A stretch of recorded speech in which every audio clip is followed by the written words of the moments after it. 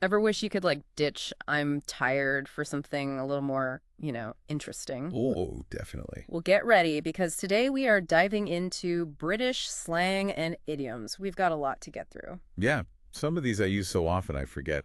They might sound a little strange outside of the UK. That's what makes it so fun.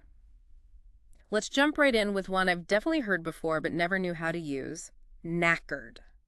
It just sounds so intensely Oh, tired. absolutely. Like, imagine you run a marathon through mud, uphill, Oh no. both ways. That's when you'd say, I'm absolutely knackered. So not just tired, like next level exhaustion. Yes. And it's funny where it comes from, actually. Knackered comes from knackers, who were people who disposed of old horses. Wow. This is quite a vivid image. It is. No more "I'm a bit tired" after this. Okay, speaking of situations where tired doesn't quite cut it, what about those times you totally mess up socially? Like those awkward moments we all dread. Ah, you mean like when you put your foot in it? Yes. Put your foot in it? Where did that phrase come from? The imagery, I think, really helps. Imagine stepping into something awful.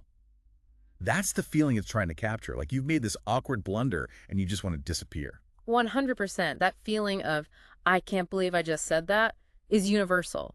It's amazing how one phrase can capture it so perfectly. And it really connects to British culture, too, because, Brits are, well, historically, very concerned with being polite and not causing offense. Which makes those foot in mouth moments even worse, I bet. Exactly. The fear of being rude or causing discomfort just adds another layer of meaning to the phrase. It's like the verbal equivalent of spilling tea on the queen.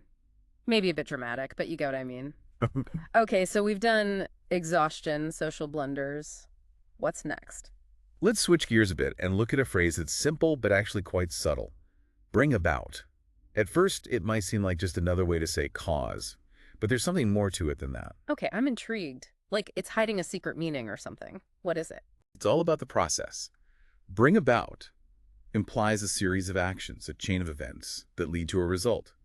It suggests a more deliberate and thought-out approach instead of just one action. So it's more like setting a plan in motion and letting things unfold over time versus just a direct cause and effect. Exactly. Like a government might implement policies to bring about economic growth. It's not instant, but a strategic move for change over time. Like the difference between flipping a light switch and, I don't know, growing a garden. Well, Both have an end result, but the way you get there is totally different. yes, exactly.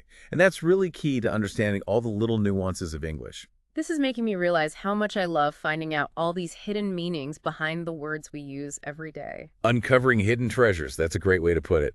And believe me, there are plenty more where that came from. I'm ready to uncover more, but first we'll take a quick break. When we come back, even more British slang.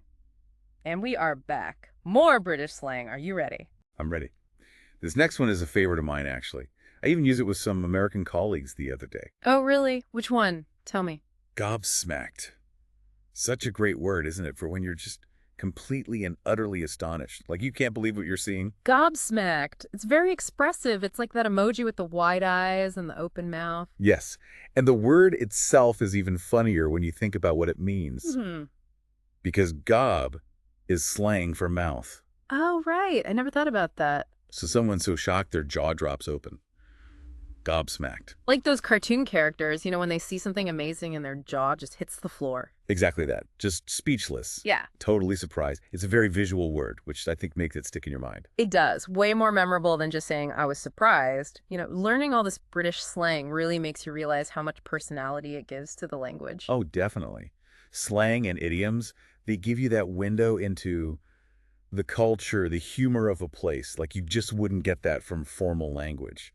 It's like instead of just speaking the language, now you're playing with it, adding a bit of your own flair to it. Exactly. You're not just conveying information anymore. You're expressing yourself. And slang is like your secret weapon. Adding a little spice to your vocabulary. Speaking of, are we all out of British slang or is there more? Oh, we're just getting started. So many more quirky little phrases to explore, each with their own history and what they mean to the culture. Well, let's keep going then. Before this, I kind of thought of slang as almost like rebellious. Oh, interesting. But I'm realizing now it's so much more than that. Definitely not. It's not about rejecting proper language or anything like that. It's about adding to it.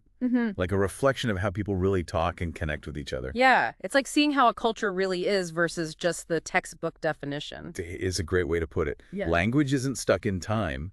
It changes as people do. And slang is a big part of how that happens. Thinking back to knackered, it's not just being tired, right? There's a whole story there about work and animals, even humor.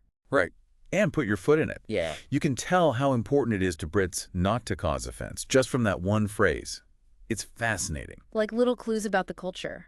And gobsmacked, that one's just fun to say. Exactly. That's another big part of it, the playfulness. You get to add a bit of humor, your personality to what you're saying. Like you said before, it's more than just information, it's expression. You know, I'm feeling pretty chuffed with how much we've learned today. Chuffed. There you go. Another great example. Wait, does that mean what I think it means? Why don't we let our listeners figure that one out? I like it. Yeah. A little something to think about. So that wraps up our deep dive into British slang. We've had a blast. Hope you have too. But remember, language is always changing, so keep exploring and see what other amazing words you can find. Until next time.